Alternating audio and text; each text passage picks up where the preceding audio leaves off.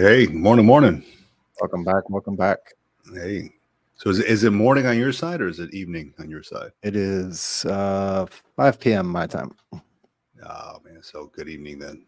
Yeah, I'm over here in California, so we're it's top of the morning here, so Top of the morning to you. feeling great.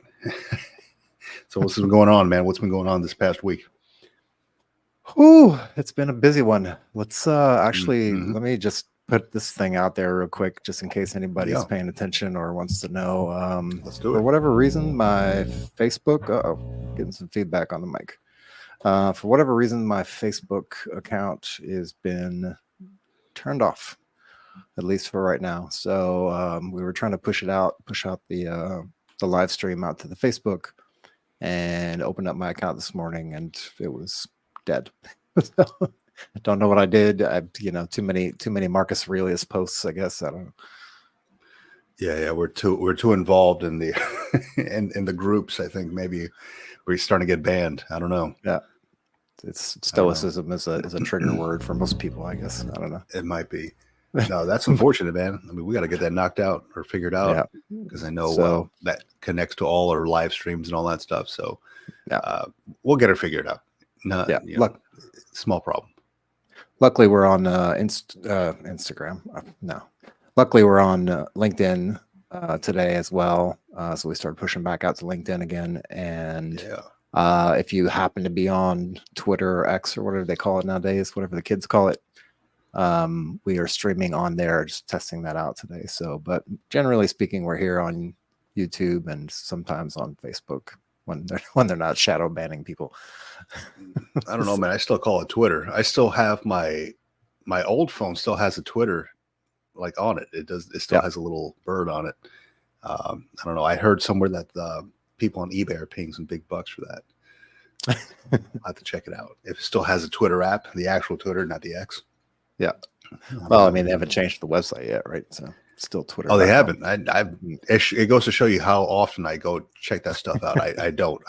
I've not posted anything on Twitter or X in I don't know how long. It doesn't excite me. It doesn't interest me really. I used to be big on that, but not anymore. I think I'm gonna start getting back into it. Are you? Yeah. I mean, if you do it, I'll do it. Whatever. I'll throw myself out there.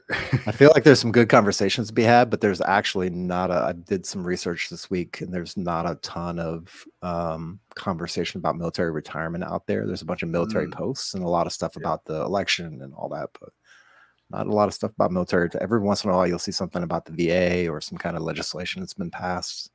Right. But nothing military retirement related. And people need to know this information. Yeah. So I actually was go ahead. No, I was gonna say there actually was a post, and I forget the two Congress people's names, but they're trying to push a bill out. Maybe they tried to push it out before, but they're trying to push a bill out right now through Congress, or at least get some bipartisan buy-in on it to remove the taxation on military retirement pay. So that's kind of in the works. Like federally. Yeah. Or that would be awesome. The amount of people that I've talked to, especially here in California, where our full pay, retirement pay gets taxed, right? And that sucks because, like in Florida, they don't have any state tax or anything like that. Some places like, I think it's Alabama or something like that, they don't have anything. Yeah. Here in California, it gets taxed, and that's unfortunate. And I know they were trying to pass something through, some bill or something, and it just never happened. It died at, I don't know who, maybe the governor's seat. I'm not sure. So we're trying to get that thing reintroduced. And I'm talking to a lot of folks, and they're talking about, gathering, doing like a petition, getting things going, contacting congressmen, getting things stirred up again. Because it's a big thing. There's a lot of veteran homelessness in California, especially in California. There's a lot of folks who could use that money, right? So, and on top of that, it's property taxes as well. So we, here in California, we pay property taxes, but a portion of that gets waived for us, right? We have to go and show our DD-214, our disability stuff, and that gets waived for 100% VA disability. And a lot of folks are complaining about that too. It's like, hey, we should probably get all property taxes waived like they do in, I think Texas does that. I think Florida might do that. So another big perk that we're trying to push for. Yeah, taxes are kind of tricky. It's I'm trying to pull it back up, but I can't seem to find it. But if Senator Ricketts, I think that's who it was. And yeah, if you're out there and trying to see some of these things get pushed through, like reach out to your congressmen, congresswomen, and ask them to get on board with this bill, because I mean, look, taxes is taxes, whatever, but even that little bit of tax money that you save on your retirement check could mean, you know, a good month or a bad month for you, depending on your situation. So yeah, so John, I'll tell you what, man, if you give me like a minute, I don't know if you can hear the dog just barking outside. Oh, yeah. This dude, like I left him outside. Normally I let him inside before we start recording, and he's just going crazy. And if I don't let him in, he's going to run through the sliding the screen. So give me 1 second, man. Yeah, go ahead.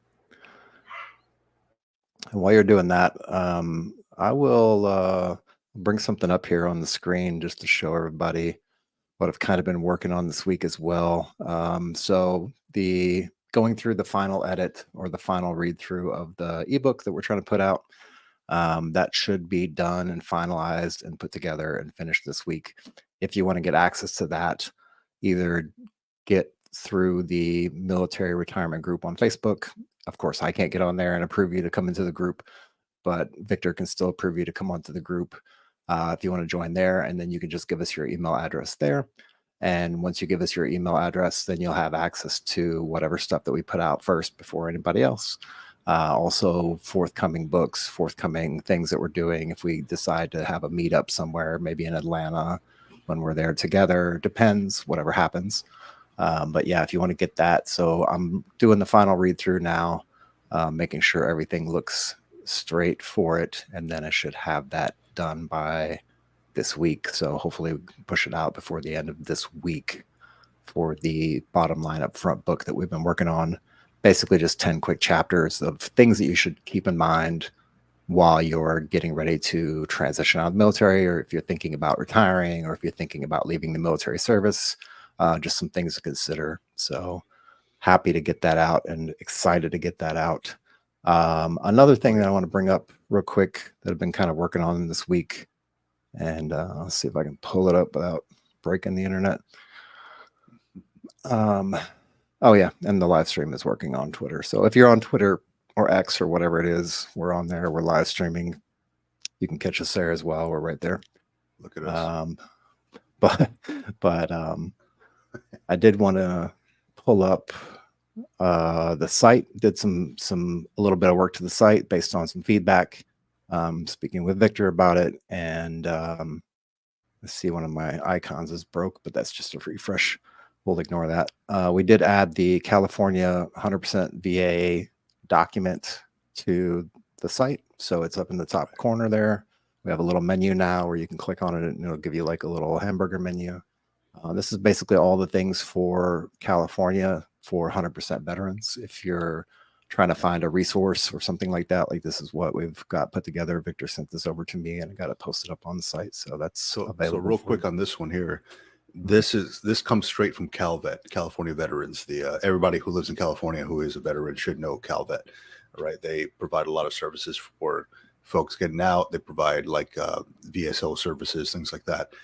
This is straight from their front desk. All right. I asked them for this information. It was just a printout. They didn't have anything digital. I suppose we can make something digital if we wanted to, but this is just a scan of it. If you scroll down, I mean, I even made some notes on this thing and then just scanned it and we just put it up. I think it's on there. Yeah, right there. Combat related. Because I just didn't know what CRSC is. And I'm sure a lot of people don't. CDRP, concurrent retirement disability pay. So yeah, you can see my sloppy handwriting there. But I mean, this helps for now, until we come up with the digital one. We just have to retype it. Yep. Yeah, I tried to OCR it, which means basically turn the PDF into text so that I could copy and paste it, and it wasn't really working so well. So yeah, we'll get it digitized in on the site where you can search through it and look through it if you need to. And along with that, I think we're in agreement, and we probably just need to sit down and brainstorm and maybe invite some more people to the table to help us put this stuff together. But we're trying to gather as much documentation as we can and put it in formats that you can actually go through and then maybe search for specific terms or keywords or whatever and find what you're looking for. We're testing that out now with links, and I've been in the process of getting that put together, and then also going back through the episodes from the shows that we've done and pulling all the links out of each of the show notes. I don't have a comprehensive, like, full list of all the show notes, unfortunately, but one at a time is fine. There's only like a handful of links in each episode at most. So I did want to show you that, and that's also in the hamburger menu on the right-hand side there, the little drop-down thing. It's called Full Resource List. It's basically the URL / resources. I don't know if you want to pop that up on the screen or something, but it takes a second to load, or at least on my end, it takes a second to load because I'm in Europe and this is on American servers in the US. So, but once it loads, you basically got a running tab of all the things we've like talked about on any of the shows, any of the videos, and then also other resources that we've kind of thrown in here and there. You see some weird ones in there, but that was actually some show notes from one of the videos that I shot a long time ago when I was doing this solo. But we've got like Military One Source. We've got a couple different credit unions in there that we recommend. Skillbridge, Space A, Thrift Savings, all kinds of different things. And what you can do is you can just literally go in here and just hit the search bar and type in like vet or veteran about VA. So that should bring up all the, let's see, BDD. Let's try that. So there's a broken one. I spotted that. And then we've got a couple different links for BDD info. But yeah, you can basically just search through here. Any search term, it'll search through the whole entire database of stuff, and it'll pull that back up. And this is super simple. It's literally just the name. The link is there if you want to copy it. And some of the links are really long. So maybe I might have cut them off if they were too long, depending on if you're looking at this on mobile. And then just a quick little brief like description of what it is. And then you just click on it, and then it opens up the resource, and then you've got access to it. So yeah, we're making a lot of changes, a lot of updates to our stuff. We want to make it as user friendly as possible, and kind of like a one-stop shop and a one-stop resource shop, right, for anybody out there looking to get information on military retirements. And we just got a comment on here. What is the site link? And it's militaryretirementpodcast.com. It's throw it in the try to make it as simple as possible, like Barney style is what we call it, right? militaryretirementpodcast.com. Yeah. There we go. Yeah, it's where we basically house all the information. We put, of course, all the videos in here. You can actually look through and see all the videos. You can search the videos as well. The same thing goes here as if you're searching for a specific thing out of the title of the video. Right. And then I try to put updates in here at the bottom. I don't know if people ever see these or not, but these are little updates that I've done. And a lot of it's kind of nerdy stuff. Like I'm talking about, I did some, I updated the headers and blah, blah, blah. Like some of that stuff is in there. But any of the updates that I did, major updates, I'll go ahead and throw updates in here. So if you see, there's probably a bunch from the past year or two that I've been doing. But yeah, trying to keep it up to date and keep it real. Space A stuff still up there? Yeah, Space A stuff still there. Cool. And so if you click on that be a guest on the show, what does that take you to? So the folks who are listening on the audio format, we're just going through the website right now. There's different links on there. We click on be a guest on the show. That takes you to the Military Retirement Podcast calendar application that comes up on the screen. So you can choose a date and a time to actually be a guest on the show if you'd like. That's pretty cool. I like that. Yep. Just trying to get it out there. And if you have any suggestions, if you out in the audience, you listening, you watching, have any suggestions or any updates, or if you want to help us out, put together some of these like the links, the resources page, or eventually as we start to build out a database for all the VA benefits, going from 0% all the way to 100% in every single state. We're trying to gather that information now and put it together. It's a ton of information, It's a heavy and it lift. changes. Yeah, and it changes a lot. So keeping it up to date. But if you want to be involved in that, or you want to offer your services and expertise in that, feel free to reach out and let us know. There should be an email or something on the site where you can contact us. I think it's down here. Yeah, email me. Email me. Okay, awesome. Or if not, just military retirement podcast at gmail.com. It's as easy as we can get it. Yeah. That one's doing all kinds of crazy stuff. Don't mind that. Yeah, all good. All right, let's just kill that. Oh, no, it's all good, man. So I'll tell you what, John, real quick. I'm happy that I'm able to be on this podcast today because I was out driving yesterday, teaching my daughter how to drive. Oh, and scary stuff. She's learning how to drive. She's about to get her license, and Californians beware, because there happened to be we may or may not have run a red light yesterday, and may or may not have almost killed me yesterday. So I'm glad I'm here today to share in this this talk today with you. Yeah, I'm glad you made it through. Let her know, like, if nothing else, you need to be here on Sundays for sure. Yeah. Right. I mean, forget all the dad duties, right? No craziness on Friday. Make sure you stop at all the red lights, do your 3-second pause, look right and left before you cross the street, all that. That's part of the dad duties. I'm probably going to have to do that 2 more times with my other kids. So I may or may not be here in the next couple of years. I don't know. I'm sure I'll have that coming up in my future sometime in the near future as well. Again, once again. Oh man, no. So this week, man, has been pretty busy, at least for me, right? I've been doing a lot of reading. It feels like after I retired, I've been doing a lot more reading than before. Like I know that there's like this combinance reading list in the Marine Corps, right? You want to be able to read all these different books per rank. And it was like when somebody tells you to do something, you don't really want to do it, right? So I've read the books, some of them. I won't even say the majority of them, just some of them, because a lot of them didn't really pique my interest. But then after I got out, it was like, okay, let me revisit this. And now I'm like opening up all these different books on all those different topics. And for some reason, now that nobody's telling me to do it, I'm interested. Yeah, there you go. Commandant's choice, all Marines. And I'm interested in that stuff, which is funny, right? And I'll spend some time. I have some white space at work every so often, and I'll spend some time just reading. And there's a good one, not specifically the Commandant's reading list, but there's a good one on the like the Tim Ferriss website, and it's called the Tao of Seneca, right? So he took all of Seneca's letters and he compiled them in these easy to read PDFs. So I keep them handy right there on the PDF. I pull them up every so often. It's such a good read, right? Such a good read, the Tao of Seneca.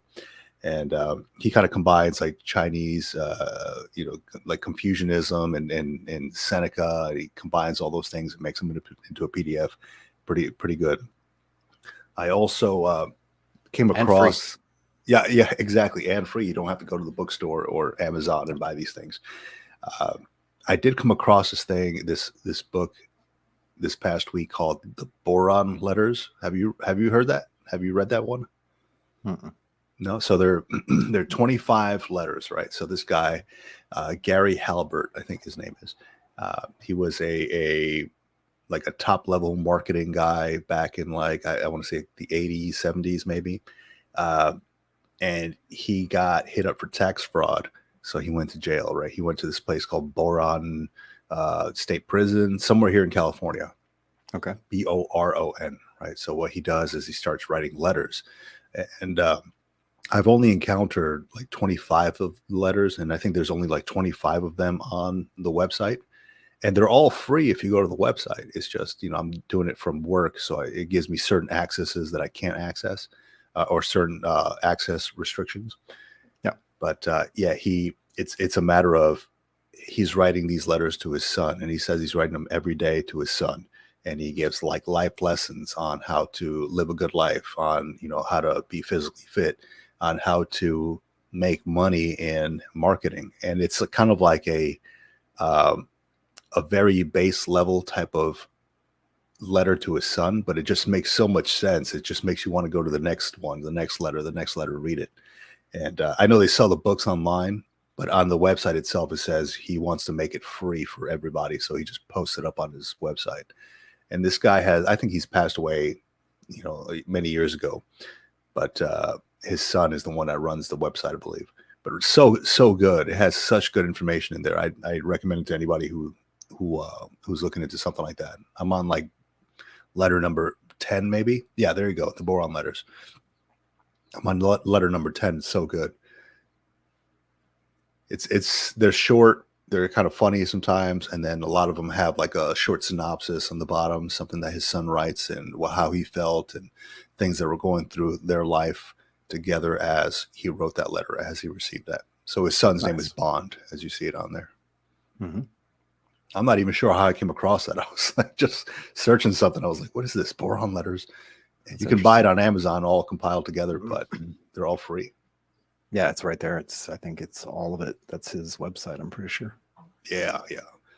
It's almost like a journal, right? Like we talk a lot about journaling. It's almost like a journal that he's writing, just every day. It's constantly, hey, I'm running 8 miles, or I'm eating this fruit. You should eat this fruit, or, I'm keeping my diet together. He talks about people in the prison with him, things like that. Now, I will say that it has some colorful language in there, so just be prepared for that.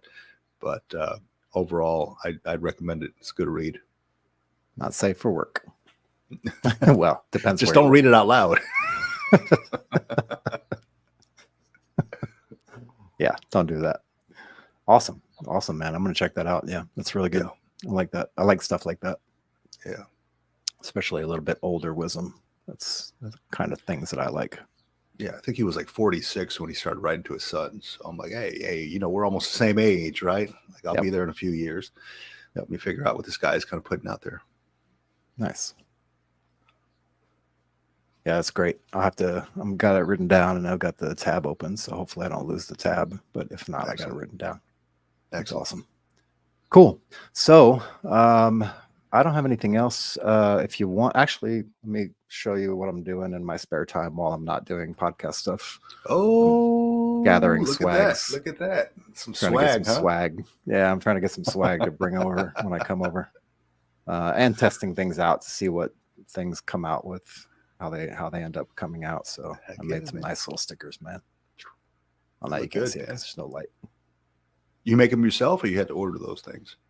I ordered them. I don't have a sticker machine. Thanks. Yeah, I was trying to make a big one for my laptop, and the biggest one that they had was like this size. So, which is not too small. It's like a 3-inch one. Yeah, round sticker, like that, 3 or 4 inch. So I got really involved in like Cricut machines. So I can probably come up with some stuff. I made like all the old 90s wrestlers. I think I got my laptop here somewhere, but I made all the 90s wrestlers, and I started selling those things. People were asking about them. So we might have to do something. Maybe we'll do like a animated cutout of our heads and put them on our, include those with the stickers or something. Have to get something like that. But yeah, that'd be awesome. Yeah, I like those Cricuts. Those things are pretty awesome. Yeah. I like that.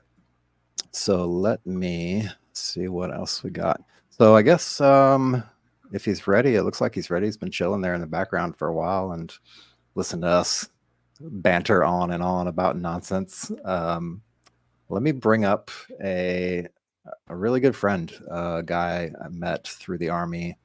He is super duper smart on cybersecurity things and technical things and computer things. So if you're looking to get down that career path, you might want to pay attention. He's got a lot of really good information. He's probably one of the smartest guys I know, and there's only a handful of those, and I'm not included in that group. So, but also just to let everybody know, Veterans with Surfing, I think they're going to be back hopefully next week, not this week, right? We had a late. That's right. Yeah. We got a recent email from One More Wave, the organization we're looking to bring on. And unfortunately, they had something going on. They had a schedule conflict. So maybe next week we'll bring them on. No big deal. We got Vaughn here, or Bill here to help us out and talk about his journey. So no ocean surfing, just web surfing. That's what's going to just be web talking about surfing. today. Yeah, I should probably change the picture to like web surfing. Do some A/B testing on that thumbnail. Yeah, Yeah. so let's bring Bill up. We're going to talk about, again, cyber computer things, I'm sure, and then probably a lot of other things. Recently retired from the military, so just always trying to get a different perspective and a bigger, broader perspective. So I'm going to pop him up here on the show. You guys hear me fine? Yeah. Oh yeah, loud and clear. Good stuff. Hey, first, most important, Vic, what was your favorite 90s wrestler? My favorite Sergeant 90s Slaughter, wrestler? Ultimate I'm Warrior. a big Macho Man Randy Savage fan. Huge Macho Man Randy Savage. You know, at one point I dressed up like him for Halloween, got invited to some random Halloween party while we were out trick-or-treating with the kids. Was walking around with some beef sticks, some Slim Jims, right? So, oh yeah, and a little cup of cream, right? Oh, the cream rises to the top, you know, just Macho Man Randy Savage, man. 100%. I was a Hulkamaniac, you know, one of the A millions of Hulkamaniac. millions out there. Just Before go he out went start ripping your shirt off anywhere you go. I tried, you know, but it's like it screams auto, I can't fit you. So no, thanks for having me on, guys. I definitely appreciate it. Yeah, thanks for being here, man. Yeah, well, I mean, it's I hit John up a few weeks ago. You know, I was going through one of my my bumpy sketches, and I think one of the biggest thing is getting it out and, you know, just being honest and talking about stuff, because it's a tough transition, and I had no idea what to account for. You know, like how emotional and how much my identity was attached to it. So I don't know if it was similar for you guys. I haven't been watching the show as much as I probably should. You know, just trying to get my azimuth correct. But, you know, I almost take it back. The new Top Gun movie that came out, where he was like talking to Goose. He's like, "It's a Navy pilot isn't what I did; it was who I was." Yeah. Oh yeah, yeah. I was like, "The feels, Tom, the feels." But yeah, man. So like, it's been a journey. You know, complicated by some health stuff. I think you put it out there, John, that, you know, would talk about like going full hood. You know, never go full hood, but it was hard to do.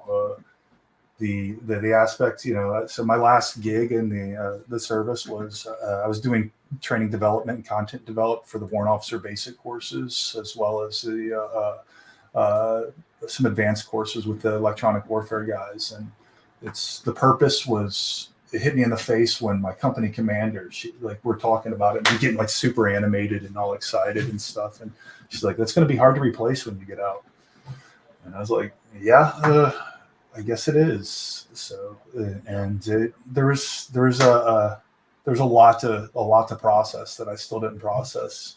And I think that's the thing I wanted to say here is, you know, we lost on my way out, we lost a really good sergeant major. He was active after he retired. He lost his battle with stuff, and I think like you would have never known it. You know, you would never know how like he was going through that, because he was the cornerstone and foundation, and you know, dealing with my struggles and my like how I was handling things and the complications with the health stuff and everything. It was. And Destiny, her first name was Destiny, the company commander. Like I knew I was going to have issues, and it was like the honesty portion. I think that's going to be one of the key points that I would always laminate.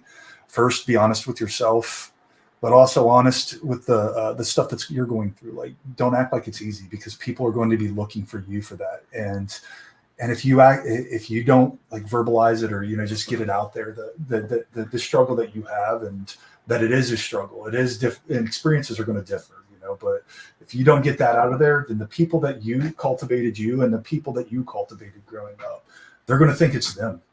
And you're like, that's that ultimate trust and, you know, investment that people put into you, either seniors and subordinates. You know, you're hurting them. And that's one thing. You're not helping, you're hurting them. So give yourself time to grieve and, you know, acknowledge and accept it, because it's part of the process. And again, did you guys have a lot of the similar feelings? Yeah, I think I did, man. I think I'm catching on what you're putting down.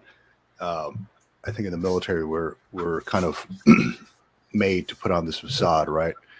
You something happens, you don't show emotion, especially for like officers, right? Hey, look, it's all about the mission. You don't really show too much emotion because then that'll bring emotion onto your troops or whatever. But you got to give yourself time to grieve, like you mentioned, right? And it's hard when you're having to juggle all these different emotions, and you're still expected to lead. You're still expected to fulfill the mission. It's a little tough. And I'm not exactly sure how what the whole scenario was with the sergeant major and the company commander there, but I know in my time, I've lost Marines and fellow Marines, right? And it is a little tough, but as they say, the green machine continues going, the mission continues, right? So you kind of grieve on the back end as service members, as officers, and you got to keep going. That's the thing. You got to keep going. Yeah, and it's not I'll just say as easy this. as drink water. Drink water, drive on. Yeah, so that's the hard part. Yeah. Sorry, I'll add this on. No, you're good. You know how our conversations go. We just go and go and go. The grieving thing is funny. I was writing a paper for school the other day, and I kind of used that as an analogy for what I was doing as far as the business plan. And it doesn't make sense to anybody out there because you don't have context of what I was talking about. But the grieving thing, I think what a lot of people don't understand is, yes, we've identified that it's like 5 stages. Yes, we've identified that it happens to pretty much every single person on planet Earth based on tons of psychology research. But I don't think a lot of people understand that, much like a business plan, much like a life plan, like it doesn't happen linearly, and it doesn't happen just once. Like you don't go through the 5 stages and then you're done and then you get your gold star and you're like, okay, cool, I'm done grieving. Like it happens as it happens, depending on who you are, your personality, how you take things. And it also can bounce around back and forth, right? You don't just get stuck on one stage of grieving and then automatically move to the next. So I just wanted to throw that out there. Dude, it's funny because one of we both know the senior warrant that is helping me through a lot of the stuff, and he called it the tangled. The tangled syndrome. When Rapunzel gets out of the tower in the Disney movie, she's going through cartwheels like woo, and then the rain cloud, and then cartwheels, and then the rain cloud. It's just nonstop, and but I think that's the other portion that I really think is hard to laminate too. Like how much with that purpose, we're not alone. Someone else has done this before, and find people. I mean, absolutely, you must find somebody to help you. So, that's literally why I chose the job I chose. I ended up getting out and working for a great bank that's all about culture, but it was because of the one person that was there. And trust is something that you have to have, but you can't have trust without vulnerability. And knowing that you're going to be going through these cartwheels and these cloud moments, that vulnerability, it's going to be hard to be open like that. So you absolutely have to find people you trust, and also people not just with work, but that you can call up and you can talk to. And if you don't have those embedded relationships, there's even organizations out there. I had another a great mentor, Warrior Ethos, is an awesome thing where they help military members go through their transitions. And Mr. Shepard, he reached out and we had some similar connections, and I met him at a TechNet, and just the advice that he gave me and the perspective change. It was, I was trying to find out what I wanted to do, and I attached so much purpose, self-purpose to what I do that it was kind of hard to find that delineation. And he told me, he's like, you're not just looking for what you want to do, you're looking for an organization that matches these requirements. And I showed him my pillars of what's important to me and not. And he's like, that's not just about you. And just having somebody to point that out, and help, be a voice that you wouldn't have saw otherwise. And again, they check them out, warriorethos.org. They help the engagement aspect and everything for education to what to expect. And it's a bunch of people that's done it before.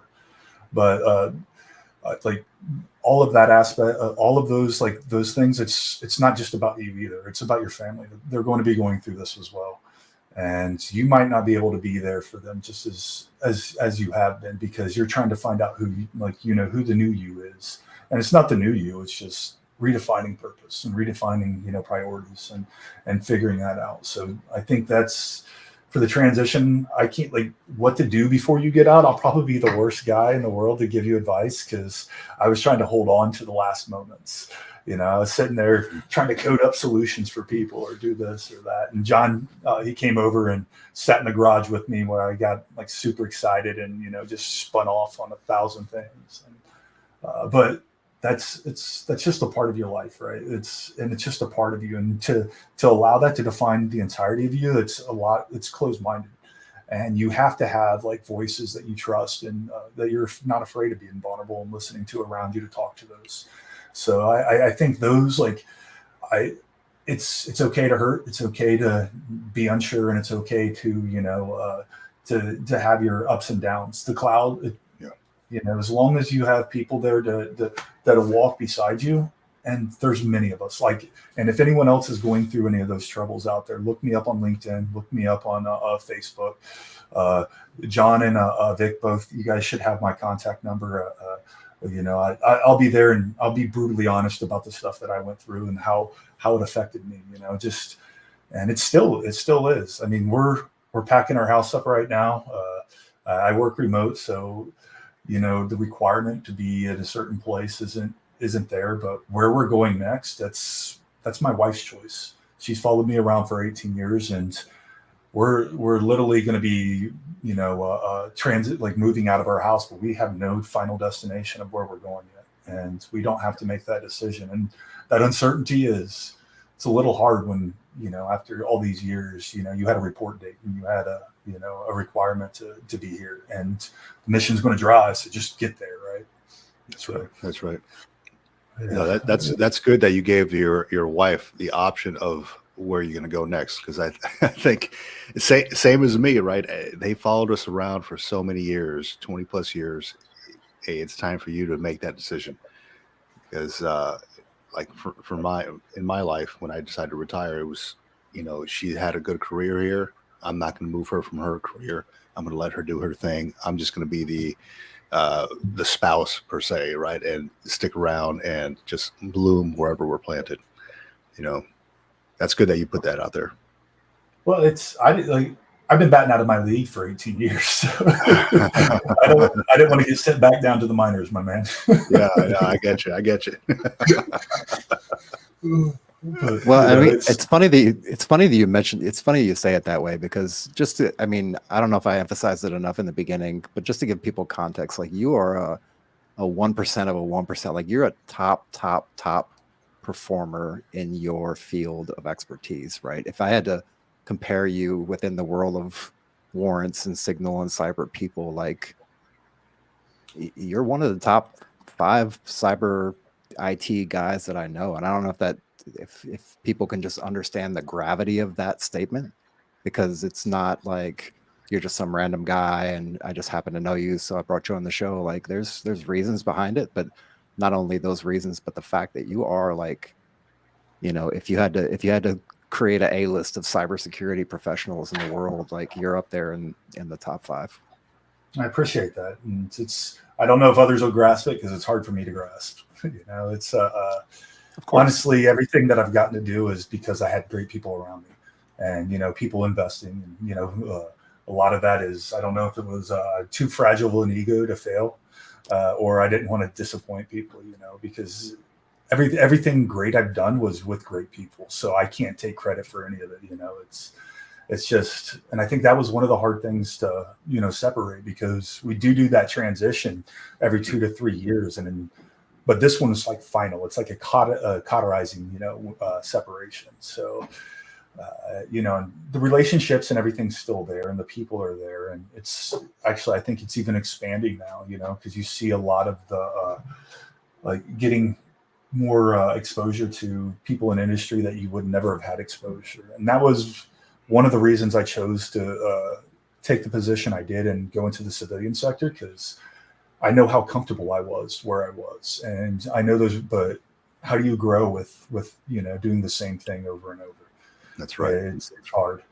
So that's right.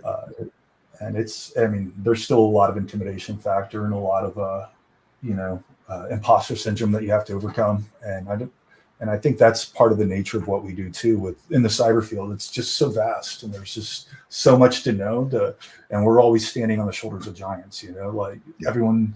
I talked to the guy and I was like, well, how can you build a computer? Like if, and I was trying to get a point across that it's no matter what, like we're working off of somebody else's knowledge, because knowledge is accumulative, right?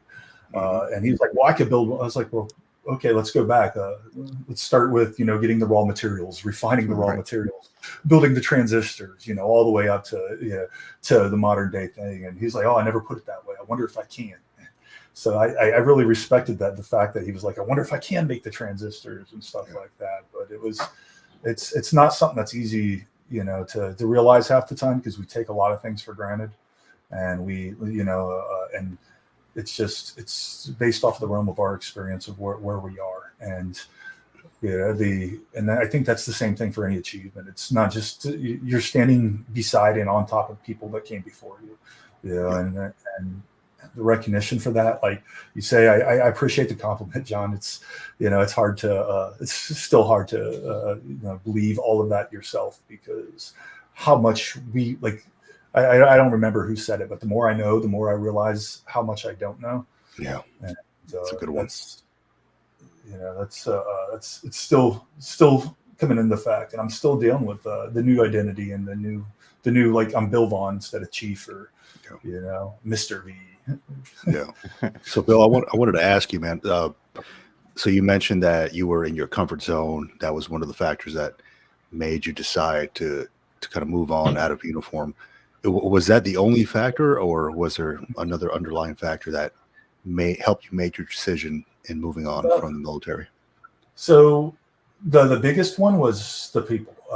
I work for a former warrant now in corporate world, and literally Destiny's little comment to me standing outside. I think we were doing a PAI or a urinalysis or something like that, and I was going off about some automation technology that we just implemented, or this, and why we're doing it, and how it helps out the students, and how it gets the buy-in.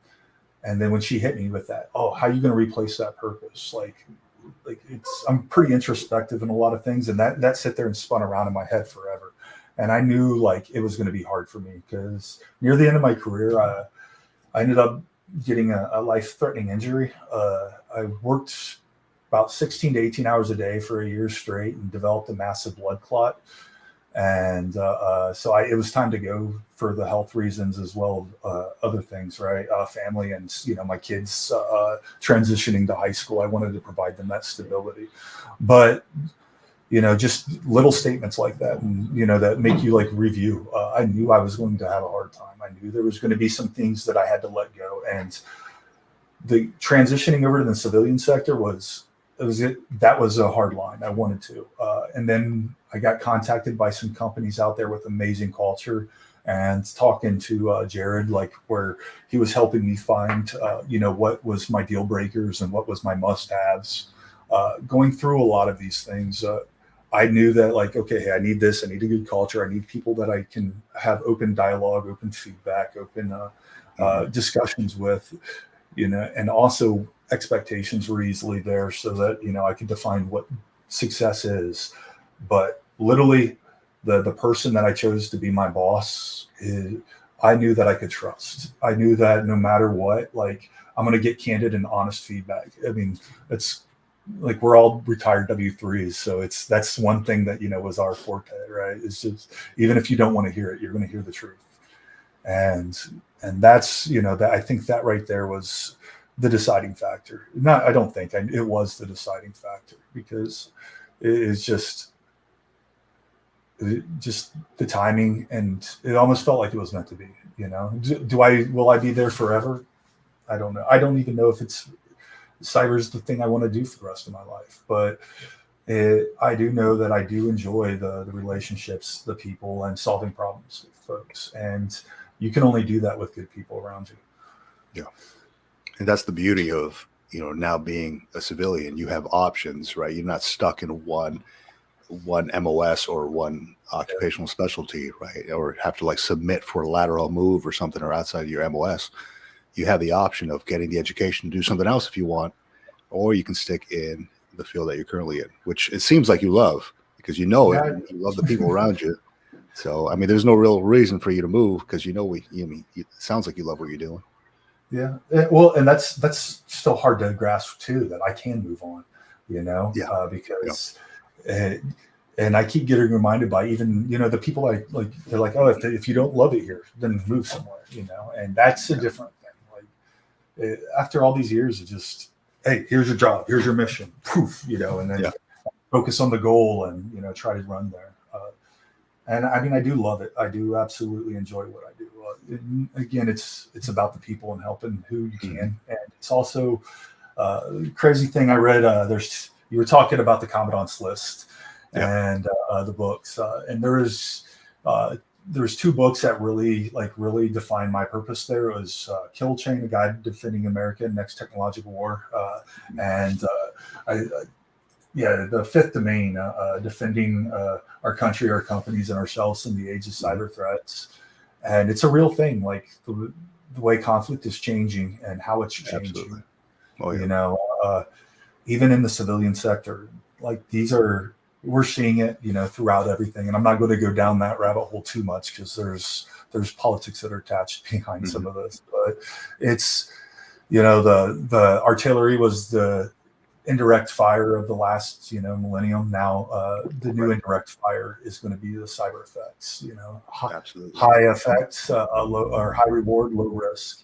And I think those are the first shots, if they're not already fired or will be fired or can be fired in the future. And it's not going to be one thing, it's going to be in conjunction with follow-on effects and and plans and contingencies. So defending infrastructure, defending people, again, at the end of the day, it goes back to the core values that, we served for so long. If I could, I want to kind of reframe like the topic of discussion a little bit, because yes, we talk about retirement and we talk about transition out of the military and we talk about those kind of things.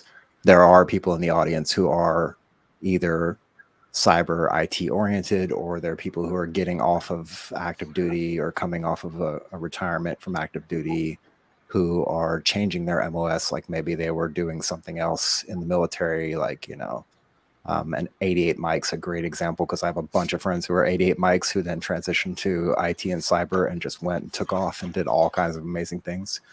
But what I want to kind of do is reframe the thought process of transitioning and your perspective on transitioning out of the military. And maybe if you could attack it from the perspective of, if it was a cyber security problem that you were trying to solve, how would you solve the transition problem?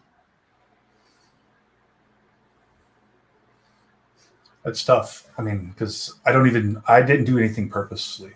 Yeah, I probably, like I said before, I was probably the worst example of what to follow. When I went through ATAP, I did it virtually, not because of COVID, but because I just got out of an operation. They had to do a medical operation there. I think it all goes down to plans, be flexible, and but you're not alone. Like, there's somebody that's done it before. So seeking out mentors, seeking out people, finding out, like, during TechNet, one of my mentors was like, don't ask about what the job is, ask about what they do, and why they do it, and learn about like what their day-to-day looks like and how they refine purpose within that. And I think it's hard to scope that in, because it is a people problem, right? Everybody's motives, everybody's agendas, and everybody's ideas are different. But what drives people is, feeling value. And value, like at the end of the day, if you don't get like a return on investment from the people you're with, that value is not shown to you, then you're going to have a hard time like trying to accept what you're doing. And so again, I think it's people and finding that culture.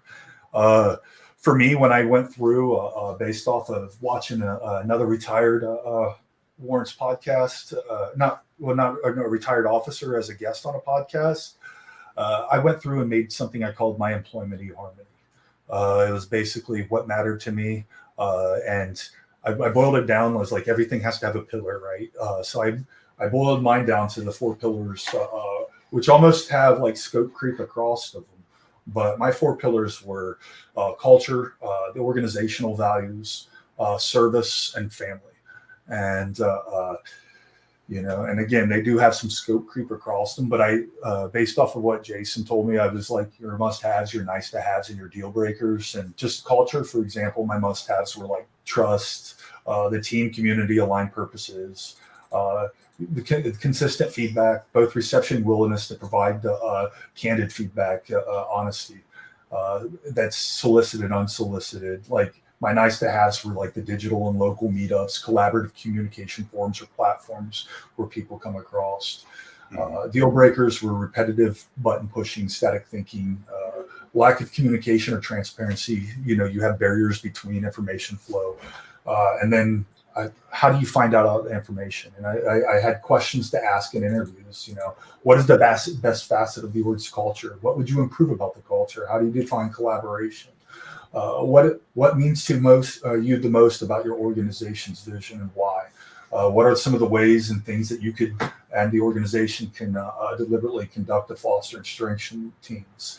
And and then the external resources, where to find them, like LinkedIn, themuse.com, Glassdoor, Comparably, the corporate CSR, corporate social responsibility, which is usually found under About Us or Investor Relations, and just trying to find a way to enumerate those.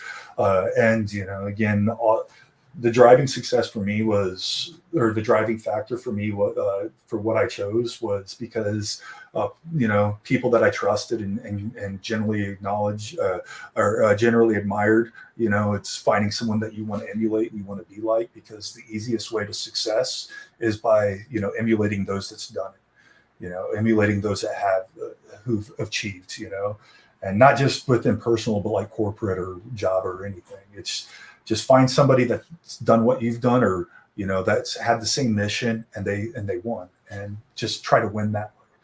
And it all came down to my manager now. Like without hesitation, I would trust and follow into the brink anywhere. So I think, and those satisfied all my must-haves, within my values, the service, because they wouldn't work for a company that they didn't think brought that service to the community. They wouldn't work for a place that didn't value their personal time, and that didn't have the flexibility so that you can focus on your main priority, which is their family, and and then hence my family. So I guess that's kind of the easy button. So, but it's I can't say how much that's helped me too with my grieving moment of giving up who I was and becoming who I am becoming. So Bill, I wanted to ask, so I was looking at some cybersecurity in the past when I was getting out, right? Some certifications, things like that, seeing how vast of a community, or how vast of a transition I would have to make. I was a military justice guy, right? Oh, wow. And I did not have much cybersecurity expertise at all. But I was looking at that. For one, I was like, it'd be cool to work from home. But if I don't have a passion for it, I'm not going to do that thing, right? But I wanted to know, because I was also helping out some fellow Marines with their certifications and kind of navigating that whole thing. The ones who were actually getting out of the military after I got out. What would be your recommendations for anybody who would want to get into cybersecurity? It's tough because the market's always changing. And John probably will tell you the same thing too. It's not a clear-cut answer for anybody. The certifications are a requirement. If you're going into government, they have that publication of what you have to have. 8570.01. These levels, these certs satisfy these rules, and understanding that it's such a high turnover and fast turnover that you can go in there, find your foot in the door, be great at it, find people that are great at it too. And you said the same thing, passion. Like, so one of the greatest gifts I ever got from a going away present was I love the military for the simple fact it's like one of the last slivers of the American dream. You know, it doesn't matter who you are, who your parents are, your race, your religion, your sexuality, how you identify. All that matters is do you make the people around you better. And it's the whole stump speech that I would go into, but I truly did believe it. But it was like, you know, how are you successful doing what we did? It's, you know, if you have ambition and, you know, you have initiative, you're going to win. But how do you have the opportunity to be great? You have to have passion, because that's where you're going to set in and put the extra time in that others wouldn't do. It's because not only do you care about the mission, but you care about being great at that mission. Mm-hmm. And it doesn't make you great. It just gives you the opportunity to chase that. And I still don't think I was ever great. I just think I've done great things with great people. And I think that's it. You know, it's when it translates, find the base requirements that you have to have. Build those relationships. I'll try to find it and shoot it to you guys later, but there's like how to find a job like a hacker, and, you know, like find out the people that are out there, find out the, you know, who works there, what drives them, what gets out of that. And that's going to, going to absolutely give you insight to how success is defined at that organization. And you can start looking down the resources that they're invested in, looking at the mission that they're trying to accomplish. And the cool thing is it in the civilian sector, it seems like the mission's a lot easier, because it's hard. They're either going to be profitable or they're not. They're going to be bringing value to their customers or they're not. You know, it's a little different because, and I think purposely, and again, that's a whole nother topic that goes into a lot of DevOps types of mentalities, and, you know, that the Phoenix Project, guided DevOps and making your business win, will give you a lot of the insight on that as well. But again, to answer your question, it's not an easy question to answer, but just getting your foot in the door. Yeah. And getting your foot in the door, finding out the base requirements, and finding out the people that won in that sector that you're looking into, and trying to emulate them and trying to develop the relationships with them, so that way that you can get mentorship. And mentorship's never a one-way street. Like, people are glad to mentor because it makes them better. Right. So after you got out, did you join in on any cohorts or anything like that, like Onward to Opportunity or anything, just to better your skills or to network with other cybersecurity folks? I'm still in Augusta, home of the Army Cyber. So the networking here is not hard, because we have a lot of already pre-existing relationships here. I did do a internship at an organization I believed in, but it was at the same time, it was still associated to, you know, what I was comfortable in. And, you know, like, when the discussions were coming up, I knew I wasn't going to stay within that sector at that time, even though the organization, like, if any of my friends there are watching this, you know, I loved every minute of it. I learned a lot, and I knew that they were inevitably going to win and continue to win. But it was the growth opportunity, and, you know, also, like, I needed to step away. I needed to allow that cut to happen, so that I can understand how to redefine my purpose. And it's my family. I mean, that's it. At the end of the day, my wife, like, where we're going from now and how we get there, none of it matters as long as we're together. Because that's one of the things I don't think's talked about too, is the rate of divorce after retirement is a lot higher than why you're even in. And I don't know if that's because you have this common, like, invisible common enemy that you can blame. Oh yeah, you know, the big green machine is, we don't have a choice, and you can put that out there. But it's also the adjustment time of going through, like, redefining your purpose, your vision, and your priorities, and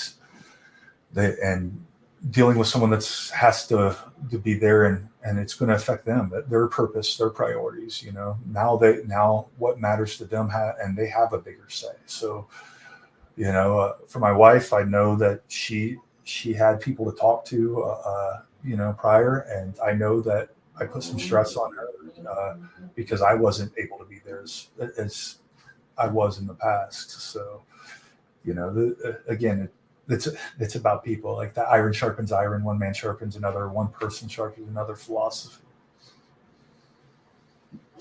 Yeah, and if I could, just for the folks who are out there looking to get into the cybersecurity thing or the IT thing, I think the reason why they have so many certifications, and really it's just a certification game, right? It's certification game, and then it's also being on your game of knowing, building the skills. But if you can just go out there and do like a Security Plus certification or a certified ethical hacker certification, and you enjoy that whole process of studying and memorizing and taking the test for 3 or 4 hours, like if you enjoy that process, that's kind of like the first litmus test of becoming a cybersecurity person or an IT person, really, because you're going to be doing a lot of that, like especially in cyber.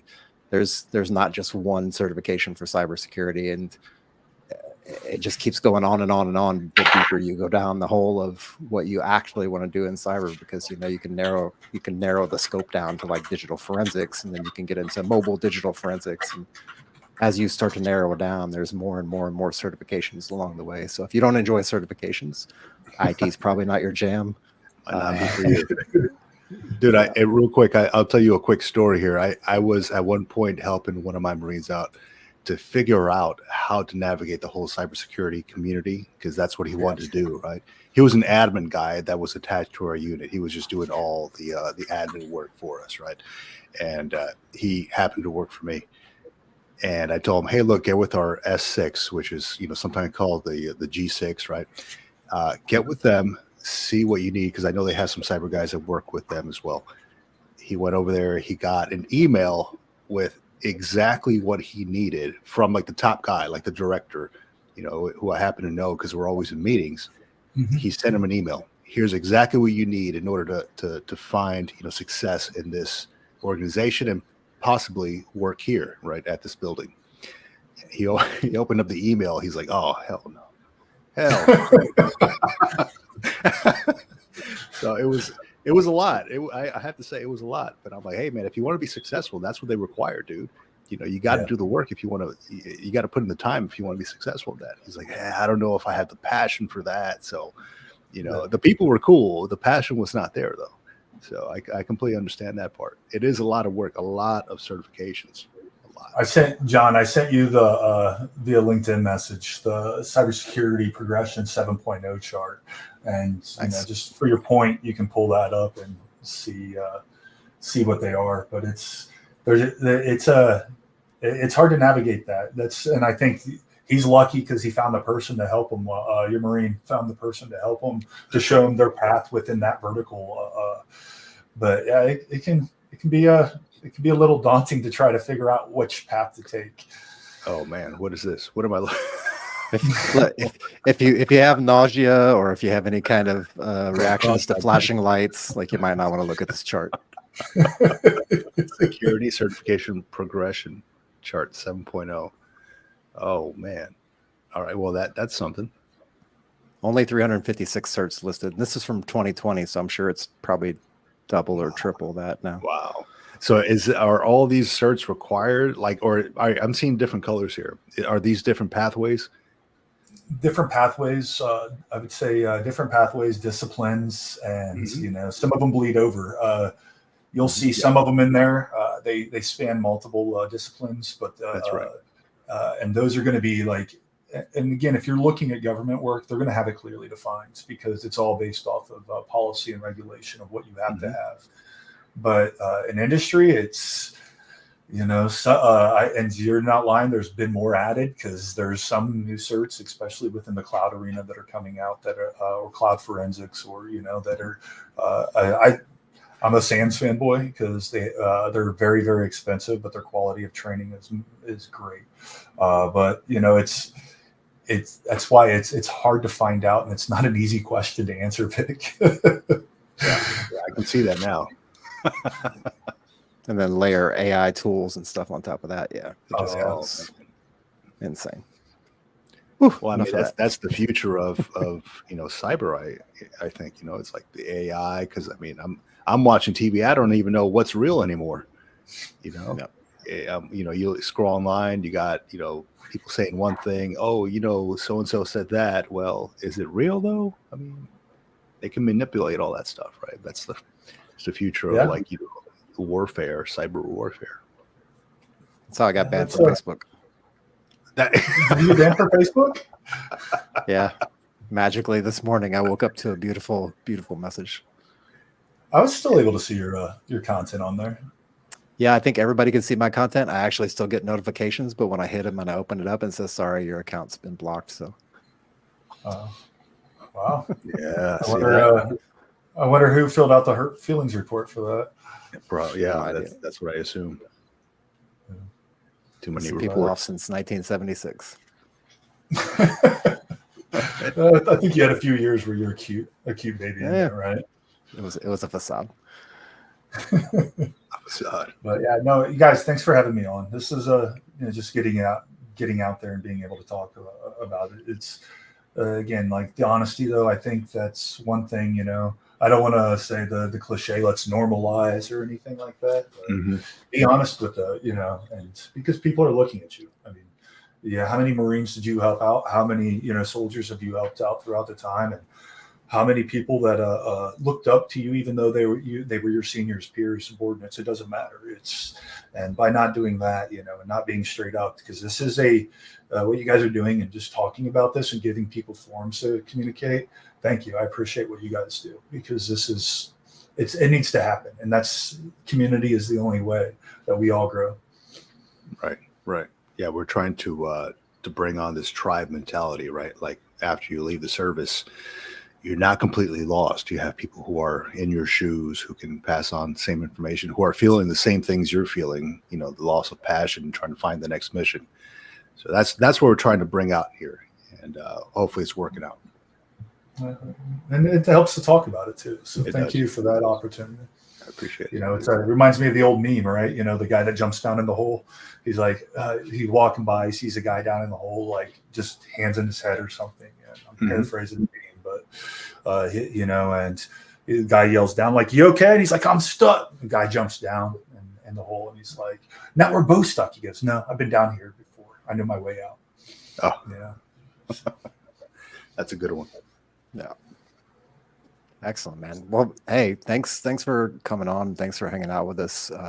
I feel like this format is a little bit more chill, a little bit more laid back. It's not so structured like the regular long interviews where it's just one-on-one and we're just going back and forth on questions, even though it's still a conversation. But I feel like this opens the doors to more people who maybe want to come out and share or talk about or discuss some of these things, not just the tactics that we like to dig into, but also, the other side of the coin, like what the emotional roller coaster it is. Sometimes in some cases, the physical and mental and roller coaster that you got to go through when you transition, the financial roller coaster, the relationship roller coaster with your spouse. Because let's be honest, it's not like coming back from a deployment, but it's pretty damn close. So yeah, man, thank you for being on. Thank you for sharing your knowledge and your information. Hopefully, if anybody's looking for cybersecurity stuff, we've given you enough keys to the kingdom to go run off and be dangerous.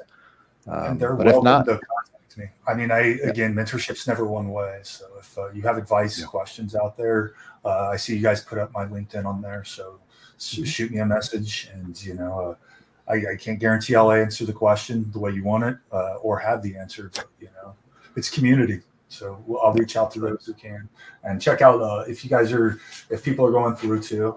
Again, the mentorship and guidance I got from some of the folks over there. It wasn't official, it was side channel communication, but check out Warrior Ethos. It's a great organization. Yeah, definitely will. Yeah, man. Thank you. And I'll let you get back to your day, man. Say hi to your family for me, wife and kids, and tell them I'll see them in September, hopefully. Yeah. Well, we got to go pack up the garage now. So it's nice. Gust of weather. I appreciate the heat of the day to do it. As soon as I get back, I'm bringing tacos.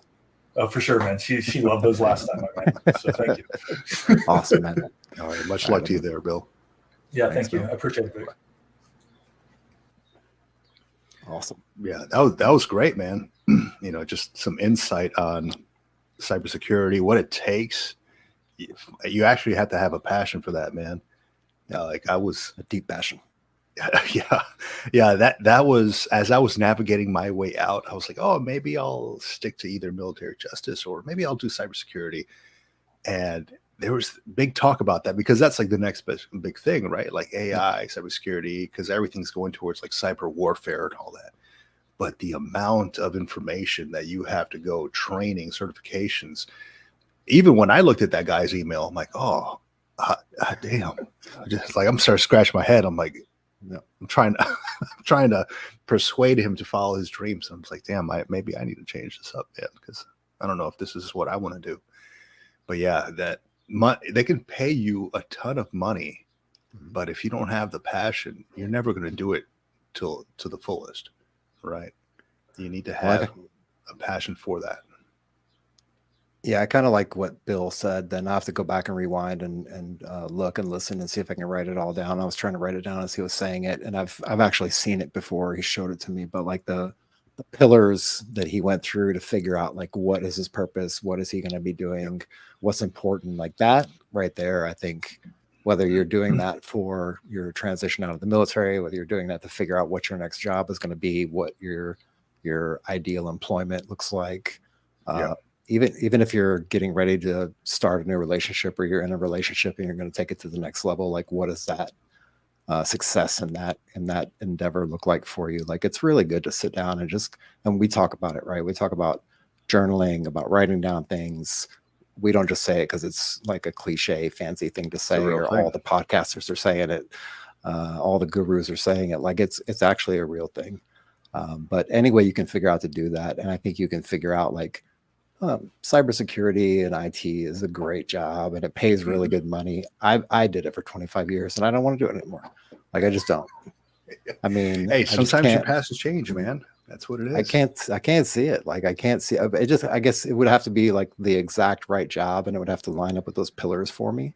But the jobs that I've seen in cybersecurity and IT right now, they're not it. That's not it. It's not what I want to do. So. Yeah. So I'll tell you, John, that what we talked about just before the show, the boron letters, right? There's this one on chapter 5, right?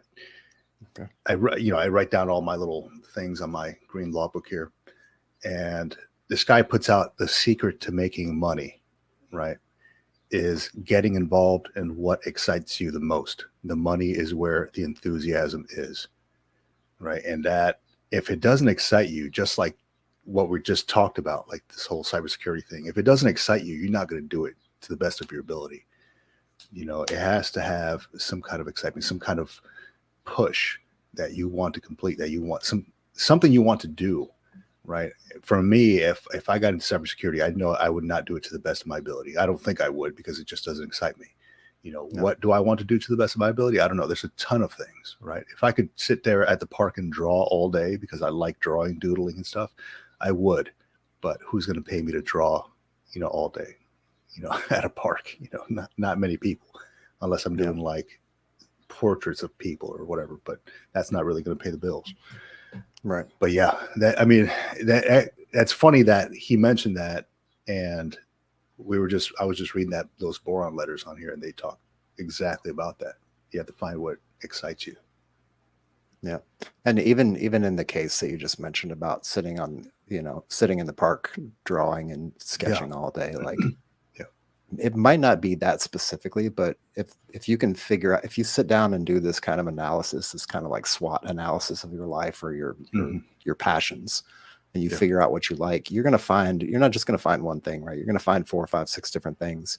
And then it sounds like a business 105 class, but if you figure out, like, put those on a kind of Venn diagram and figure out where those things overlap, you might just hit some insights. And again, those are all your passions. So if you're passionate about all those things equally and they kind of overlap, you might find some magical ways to make the thing that maybe doesn't exist as a career yet, to make it a career. It's not going to be easy. It's going to be a lot of hard work. You're going to have to dedicate all your time to it. And that's the thing kind of about chasing your passion, is like, if you're doing it, you're passionate about it. Yes, eventually the money will come. But if you even think about the money for a second, like, you're not going to continue doing your passionate thing, because you're going to let that money question always invade your thoughts and get in there. So Yeah, I'll share this here. I'm going to share the screen real quick. Mhm. And I know we've talked about it before. It's the Japanese. It's called ikigai, right? Yep. It sounds strange, like icky guy, right? But let me bring it to the it's stage very here. very cringe. Yeah, it is. It is. It sounds strange, but it just makes so much sense. And I wish I can zoom in on this thing here. But they talk about, what you love here in the pink, and then what you're good at, what the world needs, and what you can be paid for. And then it goes deeper into that, between what we're good at and what we can be paid for is our profession. Between what we love and what we're good at is our passion. What we love and what the world needs is our mission. And our vocation is what the world needs and what we can be paid for. And that all comes together in your ikigai, right? Your reason for being, your passion, right? And there's a book out there that talks all about ikigai. It's this, when you look at like Japanese culture and how they just take so much pride in what they do and the passion, like they're true craftsmen, right? I wanted to find out, like for instance, I went out to this workshop at one point. I was introduced to this gentleman by one of the Japanese ladies that worked in our office when I was stationed in Japan.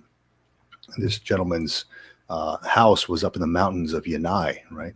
Nice. And it just beautiful setting, right up in the mountains. He had like, it looked like a cabin. He took me to this workshop, and I wish I had pictures of it here. Maybe the next round around, I'll put some pictures. But this gentleman was about 80 years old, and he has been a knife and sword maker for I don't know how many decades, because it was part of his ancestry, right? Mm-hmm. His previous, I don't know, great grandfather was the sword maker for the samurai of that prefecture, which I thought was amazing. He had all these like swords on his wall and stuff, and just the passion that he took and that he took to make these things. That it was just that was his life. He had a regular job, but that was his passion. And I asked him, like, hey, look, why, in my broken Japanese, why do you do this? He's like, because it's what I love. It doesn't pay much, but it's what I love, and this is what I'm going to do until I die. And it was just the amount of work it took just to make one, but he just perfected this whole thing. It was just amazing to me. And you don't really see that anymore. But you see that out there because they have this whole being of what you love, what brings passion, what we're good at, what the world needs. Does the world need swords and knives? Maybe, but he just loved doing that. And I respected that so much that I was like, you know what? Let me write this down. I just need to take a picture of this guy. I'm going to buy some of these knives. It just felt so good being there, around somebody with that much passion about it. Yeah. That and the fact that he's even at that age in his life, he's still that passionate about it. Yeah. Volumes. 80, and yeah, it was incredible, man. I mean, I walked in his house and he had like these old scrolls, and there was like a sword. It was like 700 years old, this sword. And I was amazed.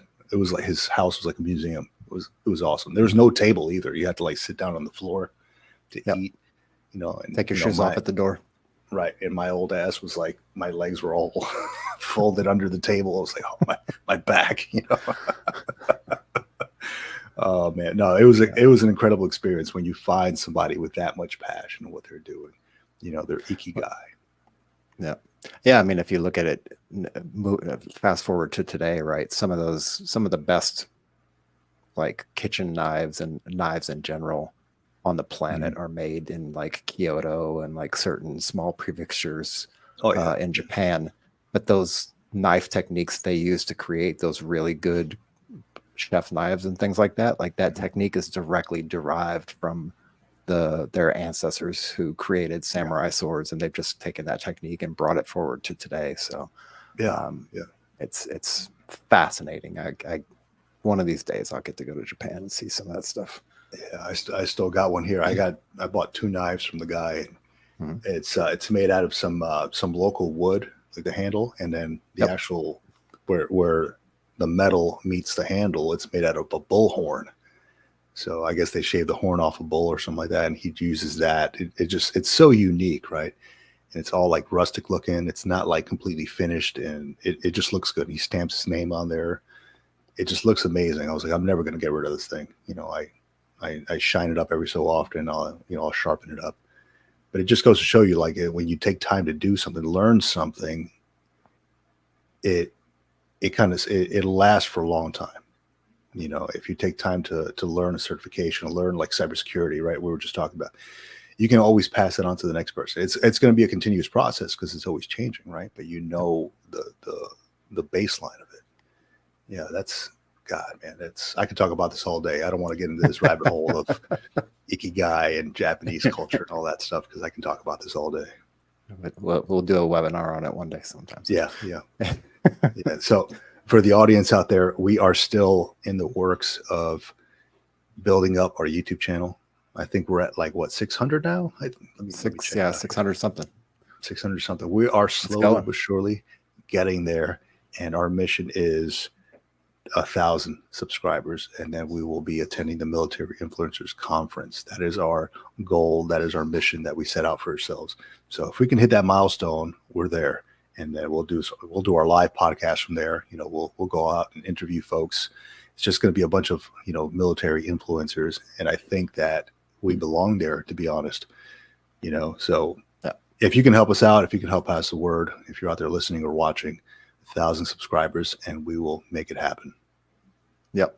And if you are watching the videos, hopefully you're enjoying them. Hopefully they're bringing some value. We're really just sharing different stories, sharing different perspectives of people's different angles on military transition, military retirement, getting out of the military, going to civilian life. But if you do put those videos on, or if you got the podcast playing in the background, like, we appreciate every single second that you listen, because I know attention is really a very, very slim commodity nowadays. And within 3 seconds, your attention could be on something else completely different. So for every one of you out in the audience, you listening and watching, thank you for every single moment you spend with us.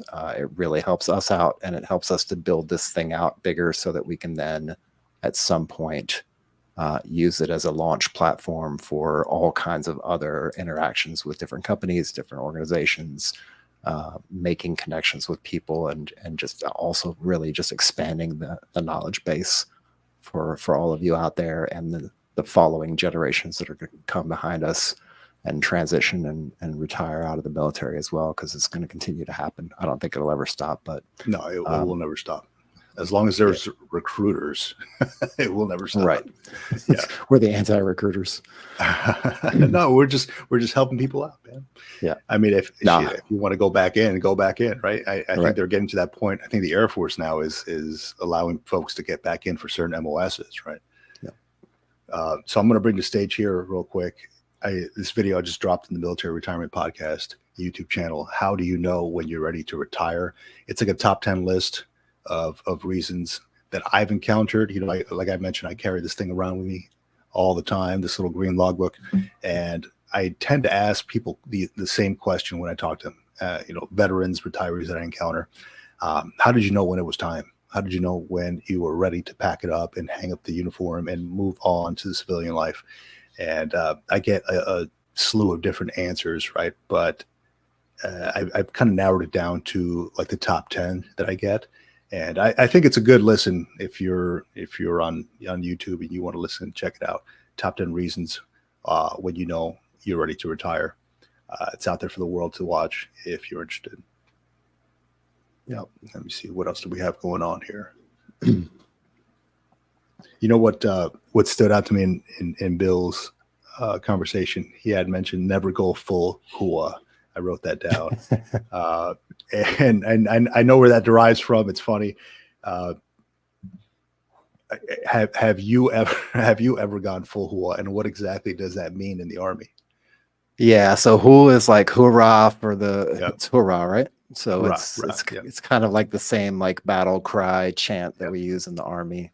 So full hua would be like full send. I guess it would be the modern day equivalent of full send. Drinking the Kool-Aid. Right. Yeah. Drinking full hua. Yeah, probably gone full hua a couple times. Even when I didn't want to. It's just that thing that just It's just that thing that like, it's the motivation. Like you're around your fellow, you know, soldiers, or in your case, Marines, and you know you have to do something, and you know it's just going to be horrible, and you all just kind of just get this deep drive inside of you, and you're like, you know what, just send it. Like just go. Like, we've trained for this moment. We know what we got to do. We know it's going to be it's less than optimal, but let's just do it and just knock it out and get it over with. And then you actually end up having fun in the end, usually. Yeah. In my experience anyway. Yeah. Full hua. Yeah. It's a great thing. That sense of, almost like that sense of camaraderie, right? Like you're in the crap together. You got to perform. Hey, you know what? Let's just do it. Let's get together. Let's just do it. You know, that tribe, like we talk about, that tribe. That's right. Mentality. Full hua. I'm gonna steal that, I think. Full hoorah. Never go full hoorah. Or you can. I don't know. Well, awesome, man. It's been another successful live stream today. Great information from Bill. Let me see. And good information on what's been going on this past week, and possibly getting into a new career, which is cybersecurity, if that's your passion, if that's your interest. That format that he sent you, that Excel document, is that something we can share, or is that something? Yeah. That's public. Yeah. We can put that out there. We can actually link it in the show notes, or we could put it on probably in the show notes. Yeah, we can link that out there. And I've been taking notes. Hopefully I can get it from the show notes as we go through the transcripts. Yeah, for anybody looking to get into the cybersecurity world, it kind of gives you a glimpse of what you're looking at if you want to get in there. Yeah. I immediately crossed that off my list. The second you put it up there, it was like cyber cross. Done. Oh, so we've got dog walking, and we've got, what's this other one? Dog walking and just walking aimlessly into walls. Will anybody pay me for that? So, all right, man. Yeah, no, it's been another good one. We're still in pursuit of that 1,000, so I'm going to keep on pushing towards that. And yeah, keep reading, keep journaling, keep writing things down, keep sharing the information with the next veteran out there, because sharing is caring, and each one should teach one, I think. That's right.